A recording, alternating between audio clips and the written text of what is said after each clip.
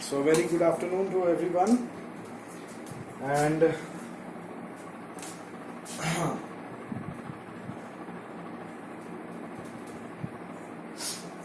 as you all know that we are going to start the third chapter. हमको पता है we are going to start the third chapter, that is the atoms and molecules. ठीक है? So we are going to start today atoms and molecules. तो देखो we have read the first chapter, the second chapter, है ना. मैं उन लोगों को कोरिलेट करने की कोशिश करूंगा तुम लोगों के लिए. तुम लोग समझो कि किस तरीके से एक जो चैप्टर है वो दूसरे चैप्टर से, दूसरा जो है वो थर्ड चैप्टर से किस तरीके से वो रिलेटेड रहता है ना. देखो मैं समझाने की कोशिश करूंगा तुम लोगों को. आई होप कि तुम लोग समझ भी पाओगे. एक मिनट रुक जाओ, थोड़ा सा इसको सेट कर लूँ. मैं थोड़ा गड़बड़ हो रहा है ये. ओके आ जाओ, ये ठीक हो गया. ये टेढ़ा टेढ़ा सा क्यों लग रहा है? सीधा है. चलो अब हो गया सीधा. आ जाओ. तो एटम्स एंड मॉलिक्यूल्स, इसके पहले हम लोगों ने पढ़ा था कि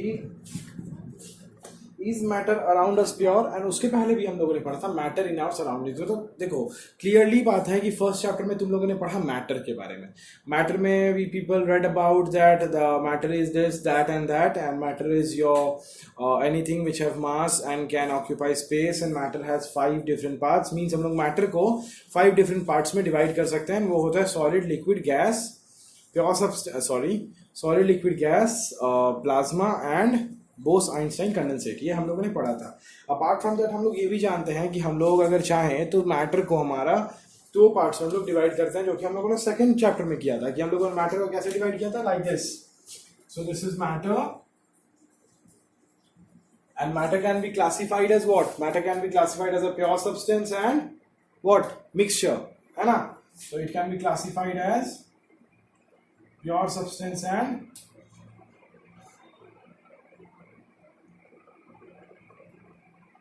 मिक्सचर. इन प्योर सब्सटेंसेस हम लोगों ने देखा था हमारा 2 टाइप है प्योर सब्सटेंसेस में, that is the elements and compounds. And mixtures में हमारा 2 टाइप क्या बनता है?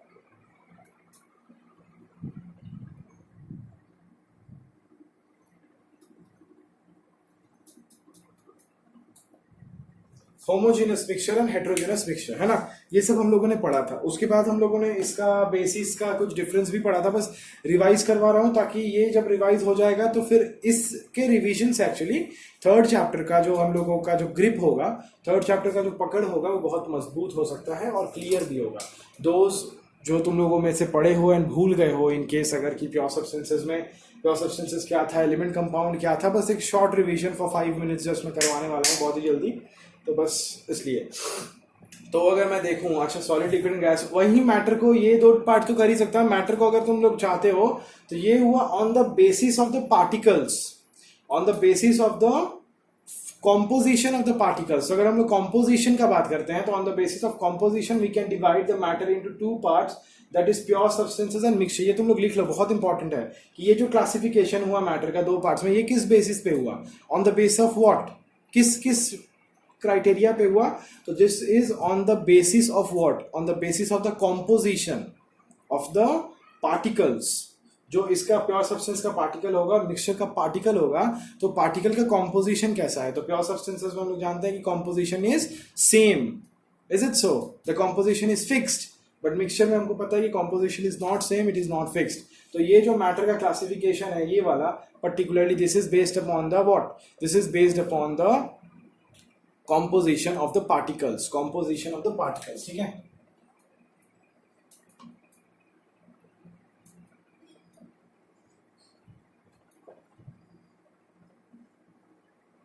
अच्छा, on the basis of, अगर on the basis of intermolecular space या फिर on the basis of the size of the particles, अगर particles के size, हम यहाँ पे पार्टिकल का कॉम्पोजिशन देखें तो ऐसा मिला हमको. अगर मैं पार्टिकल के साइज हिसाब से मैटर को डिवाइड करता हूँ, या फिर मैं पार्टिकल के इंटर पार्टिकल अट्रैक्शन के बेसिस पे अगर मैं डिवाइड करता हूँ, है ना, मैं जनरली पार्टिकल्स के साइज के हिसाब से ही करता हूँ, क्योंकि वहां से मैं पांचों को डिफाइन कर पाऊंगा। तो अगर मैं पार्टिकल्स के साइज के हिसाब से डिफाइन करता हूँ या फिर पार्टिकल्स के साइज के हिसाब से मैटर को क्लासीफाई करता हूँ, तो वो हम लोगों ने पढ़ा है एक्सक्यूज मी प्रीवियस चैप्टर्स में। दैट इज, अगर मैं on the basis of the size of the particles लगाता हूं, है ना, on the basis of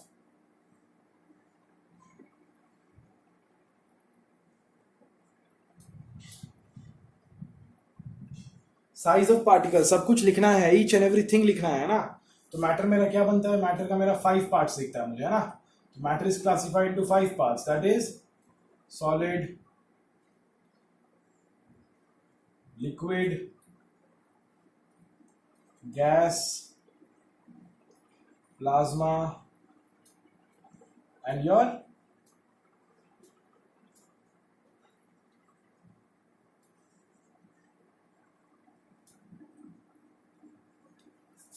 बोस-आइंस्टाइन condensate, ये मुझे दिखता है ना। पता नहीं ऐसा क्यों होता है, अभी मैं दूसरे बच्चों को पढ़ाया एंड तुम लोगों के टाइम पे ही ये जो है ना, इसका मार्कर फिर से जो है वो फेंट हो गया है, फिर से मुझे इंक डालना पड़ेगा। तुम लोग इतना लिखो, तब तक मैं इंक डाल लेता हूँ फटाफट। ये हमेशा तुम क्लास 9 वालों के साथ ही ऐसा होता है, जब मैं तुम लोग को ही पढ़ाने जाता हूँ ना, तभी ऐसा होता है। आई डोंट नो भाई, है ना, मे बी कुछ है, क्या पंगा है इन लोगों का तुम्हारे साथ।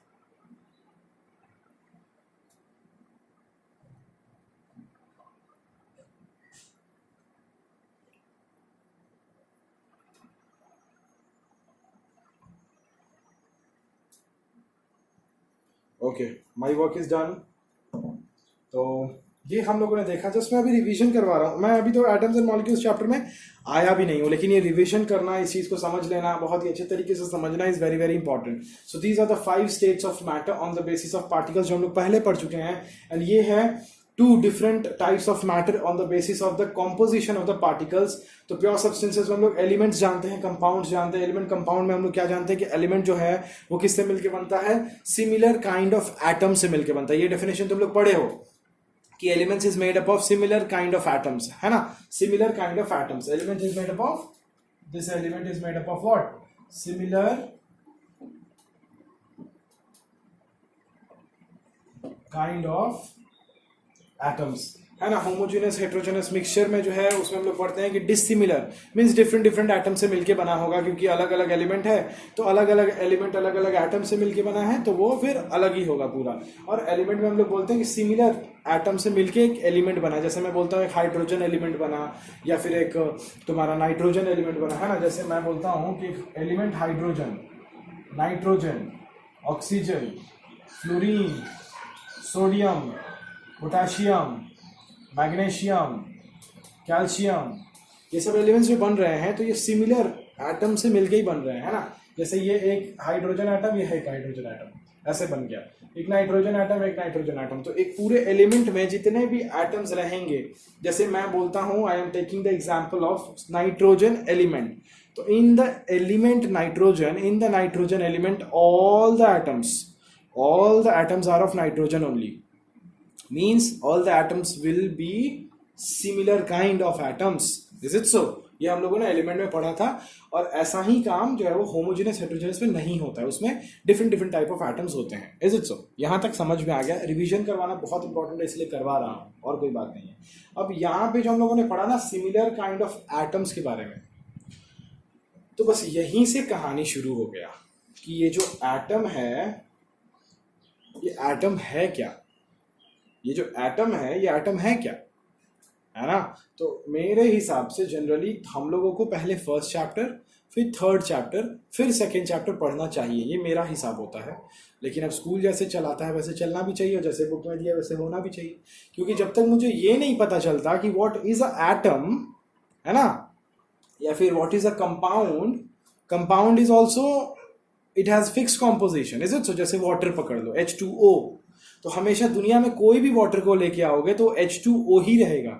ऐसा कभी भी तुमको नहीं दिखेगा कि वाटर तुमको H3O दिख रहा है, H4O दिख रहा है, या फिर HO2 दिख रहा है, कभी नहीं। तो दुनिया में कहीं का भी पानी उठा के लाओ, means whether it's from Ganga, it's from Jamuna, it's from your drain, it's your from Kent RO, Aquaguard, purifier, अगड़म बगड़म, जो भी, तो हर एक वाटर का फॉर्मूला H2O ही होगा। दुनिया में कहीं से भी कार्बन डाइऑक्साइड को उठा के लेके आओ, वो CO2 ही होगा, है ना।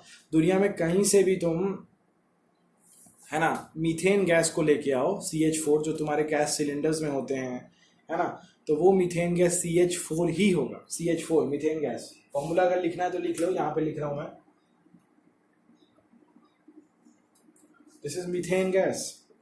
तो ये सब होते हैं कंपाउंड्स, जिसका कॉम्पोजिशन जो है वो it is made up of 2 और more kind of atoms but in a fix composition.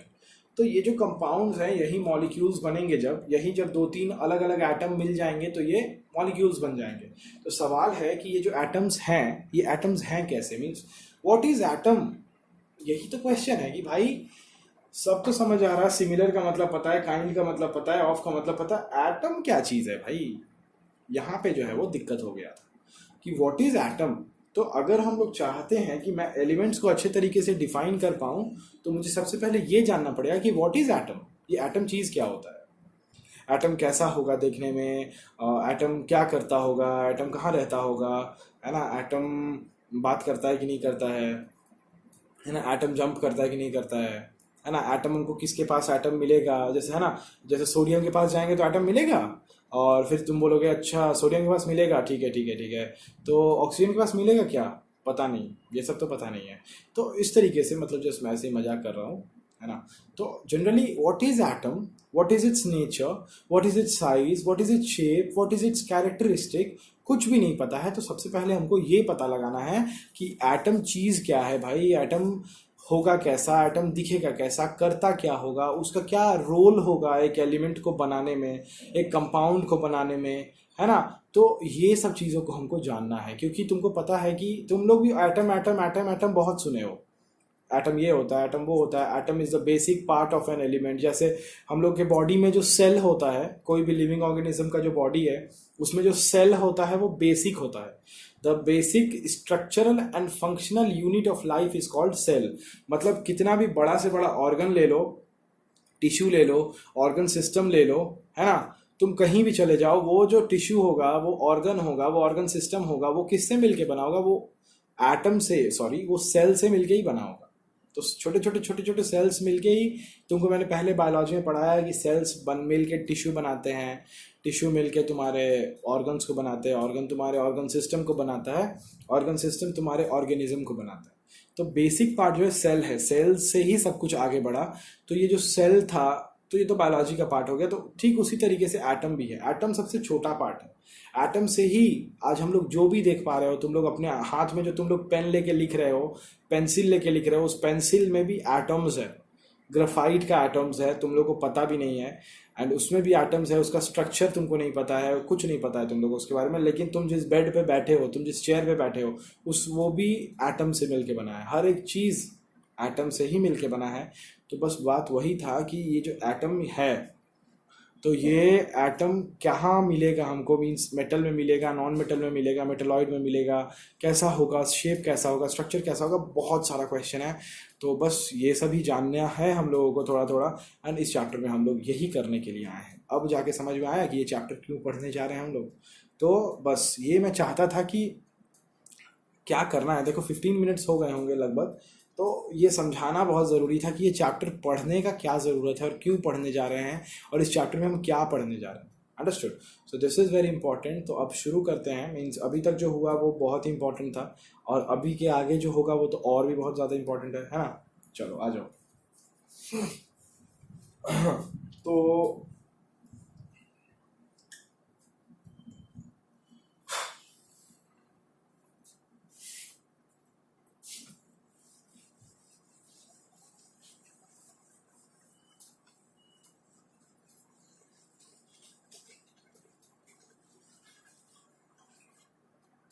First of all, इस चैप्टर में, है ना, केमिस्ट्री एक जो रिएक्शन है, एक जो एटम मॉलिक्यूल का जो कॉम्पोजिशन है, रिएक्शन जो भी होता है वो दो एलिमेंट के बीच का, तो उसके केमिस्ट्री को डिफाइन करना चाहा था एक साइंटिस्ट ने, जिस साइंटिस्ट का नाम है एंटोइन एल लैवोसियर।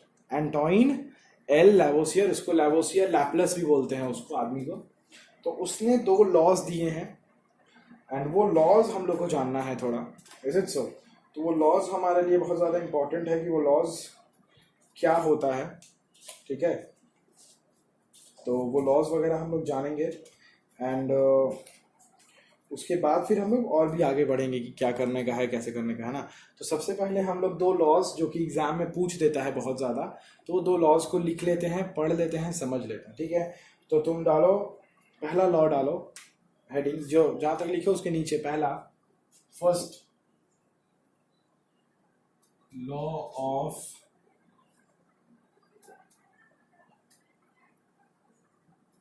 केमिकल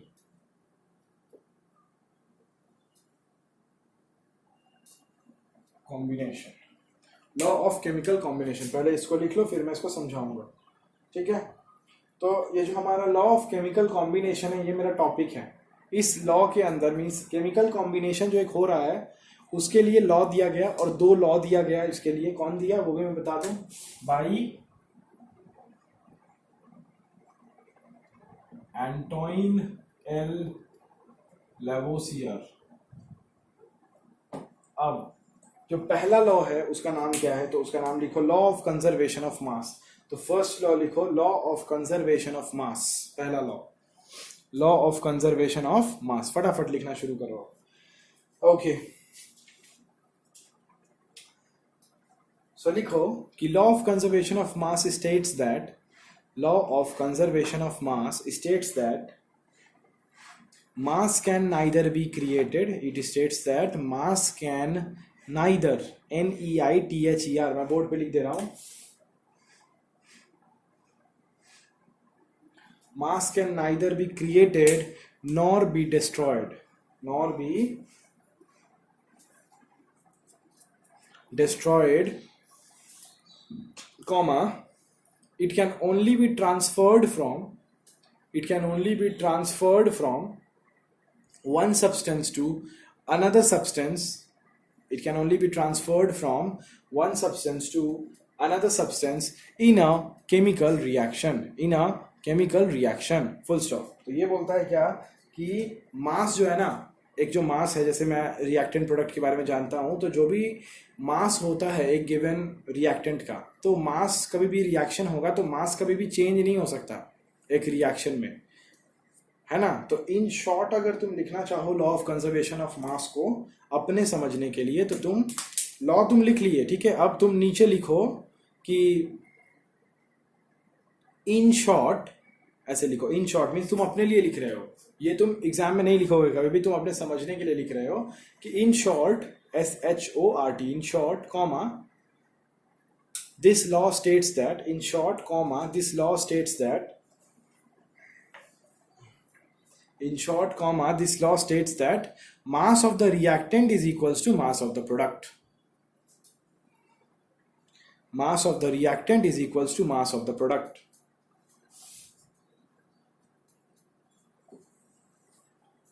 ठीक है? ये कोई नहीं समझाता है तुमको, सब लॉ पढ़ा देते हैं लेकिन ये कोई नहीं समझाता। देखो फॉर एग्जाम्पल हो गया, इन शॉर्ट ये होता है इसका मतलब कि mass of the reactant, reactant का जो भी मास था प्रोडक्ट का भी मास हमेशा सेम ही होना है। देखो कैसे, एग्जाम्पल दिखाता हूं, C+O2 gives CO2, is it so? C का कितना 12, 32, इसका कितना होगा 44, तो यहाँ पे 12 + 32 करोगे तो कितना होगा 44।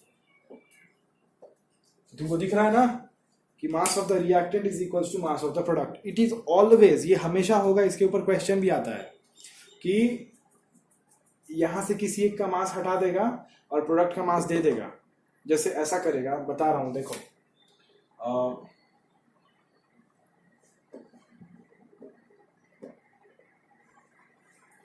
जैसे तुमको इसका मास दे दिया 36, इसका मास तुमको दे दिया 4 और यहाँ पे क्वेश्चन लगा दिया, तो क्या करना है, कैसे निकालना है, O2 का मास कैसे निकलेगा बताओ?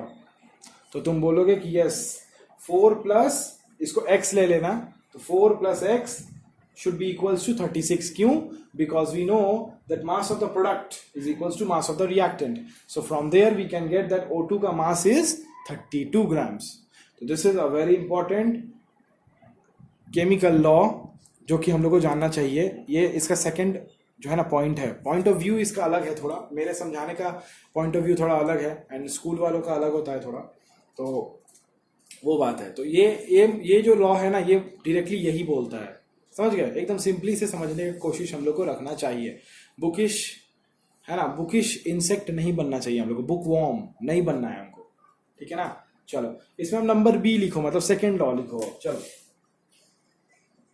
ये जो मैंने 2 एग्जाम्पल बताया दोनों को लिख लो, तुम लोग दोनों को लिख लो, बहुत इंपॉर्टेंट है. आंसर भी निकाल लो.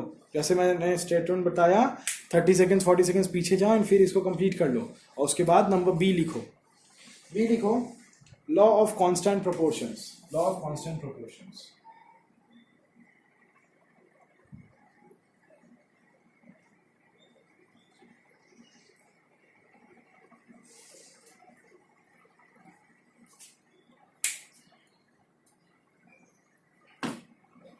अब देखो, सबसे पहले I would like to make you understand this law, क्योंकि लॉ समझना बहुत इंपॉर्टेंट है ना.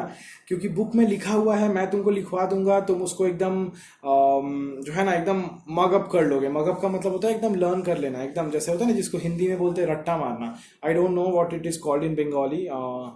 बंगाली में क्या बोल सकते हैं इसको, क्या बोल सकते हैं इसको बंगाली में? सॉरी यार, मुझे नहीं पता बंगाली, मुझे उतना नहीं आता.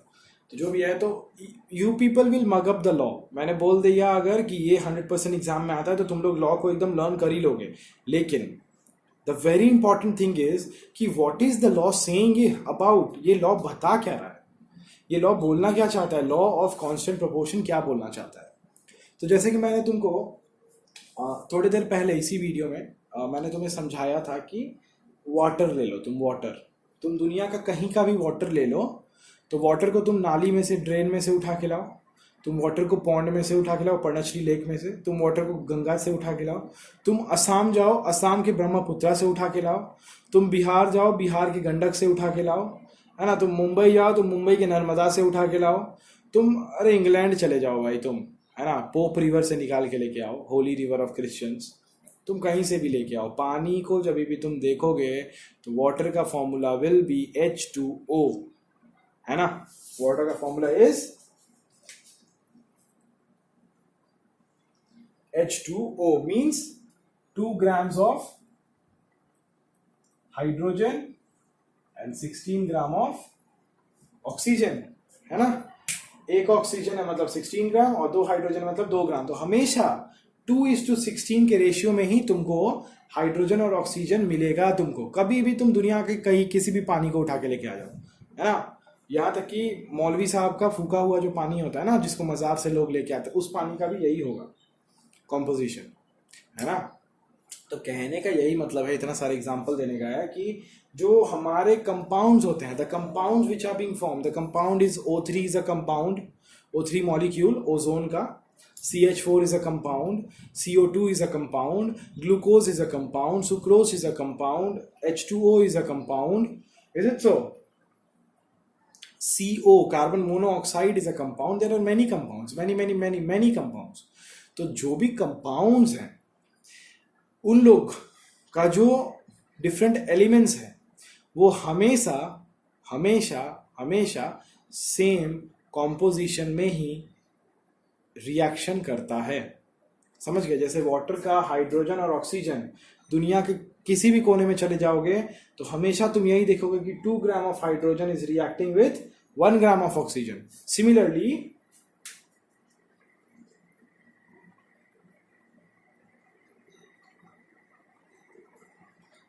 दुनिया के किसी भी कोने में जाओगे तो you will see that 12 gram of carbon is reacting with 32 gram of oxygen everywhere in this world for making a carbon dioxide. समझ गए? तो this is what is the law of constant proportion.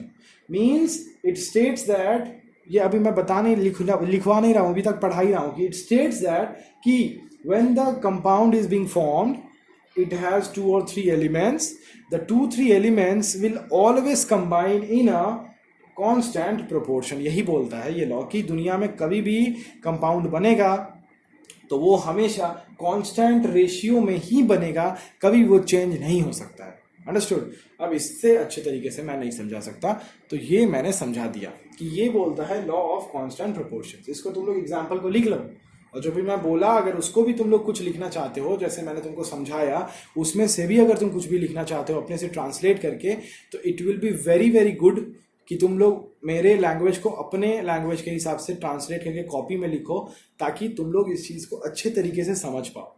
ठीक है, okay. अब मैं आता हूँ main law, जो कि बोलता है, क्योंकि जैसा लॉ होता है वैसा ही हमको एग्जाम में लिख के आना पड़ता है, वरना मेरे को नंबर नहीं मिलता है. तो अब मैं I am going to dictate the law, तो you people should write it. चलो,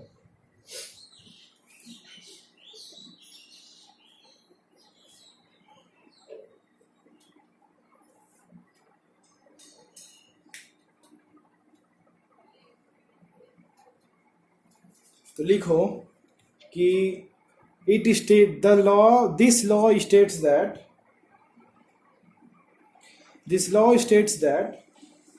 in a chemical substance the elements are always present in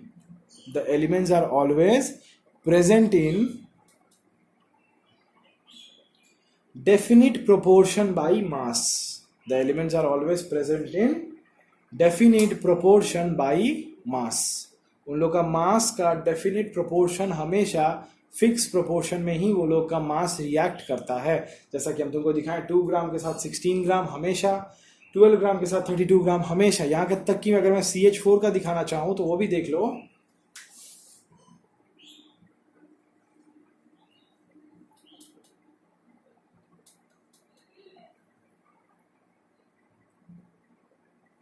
तो 12 ग्राम इज टू 4 ग्राम, मतलब 12 ग्राम कार्बन के साथ हमेशा 4 gram of hydrogen he react करेगा और जाके क्या बनाएगा, क्या? यस, मीथेन बनाएगा. समझ गए? तो ये लॉ बोलता है, this law states that in a chemical substance the elements are always present in definite proportion by mass. Full stop. This is what the law is telling us about.